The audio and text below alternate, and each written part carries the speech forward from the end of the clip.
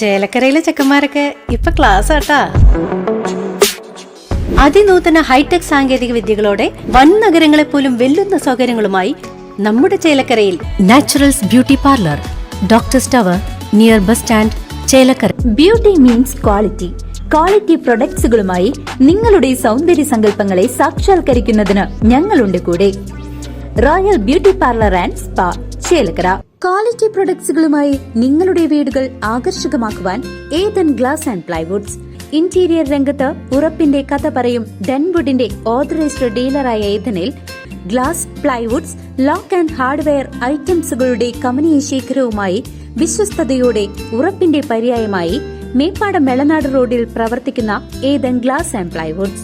കുറുമല പുളിക്കൽ ചേർപ്പ് പലക സമർപ്പണം നടന്നു.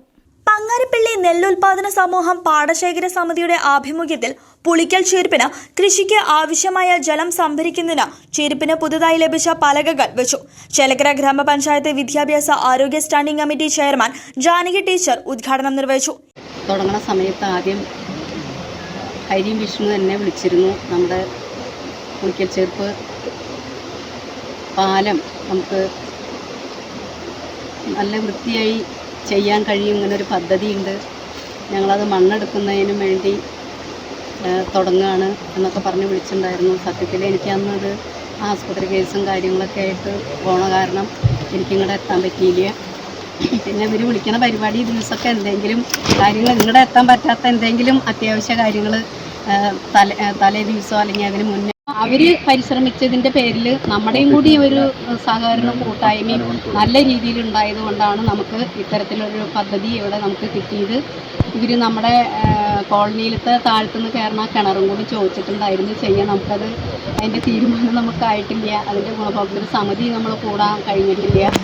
അപ്പോൾ അത് ഫണ്ട് തികയാത്തതുകൊണ്ട് നമുക്കത് നടത്താൻ പറ്റുമില്ല എന്നുള്ള തീരുമാനം ആയിട്ടില്ല. അതുകൊണ്ട് ഇവർ ഏറ്റെടുത്ത് ചെയ്യുന്ന പ്രവൃത്തികൾ അവർ ഒരിക്കലും അതൊന്ന് പിന്നോട്ട് പോവാതെ നമ്മൾക്കത് എങ്ങനെയെങ്കിലും നടത്തി പ്രാവർത്തികമാക്കുന്നതിലേക്ക് അത് സജ്ജമാക്കുന്നതിനും നമുക്കത് ഒരുക്കി തരുന്നതിനും വേണ്ടി അവരെപ്പോഴും നമ്മുടെ കൂടെ മുൻപന്തിയിലുണ്ട്. അപ്പോൾ അവരുടെ ഇത് പൂർത്തീകരിച്ച് നമുക്ക് അവരോട് എത്ര നന്ദി പറഞ്ഞാലും മതിയാവില്ല.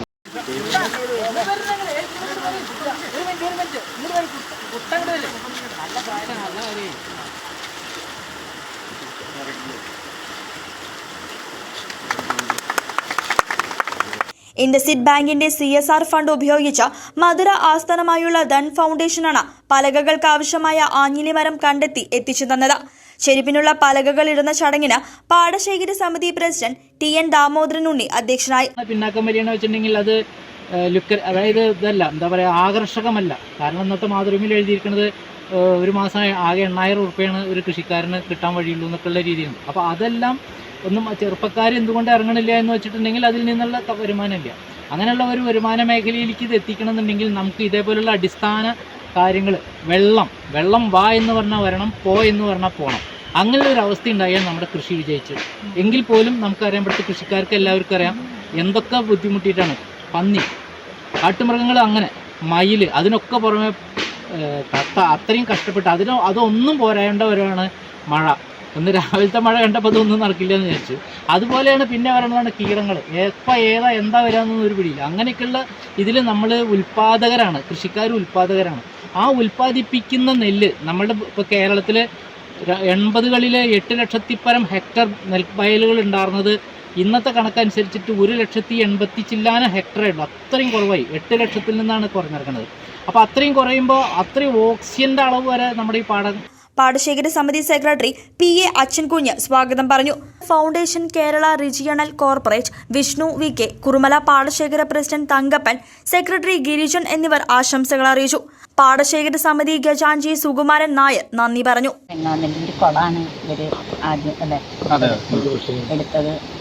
അന്ന് തന്നെ ഞങ്ങളിങ്ങനെ പറയുണ്ടായിട്ടുണ്ട്.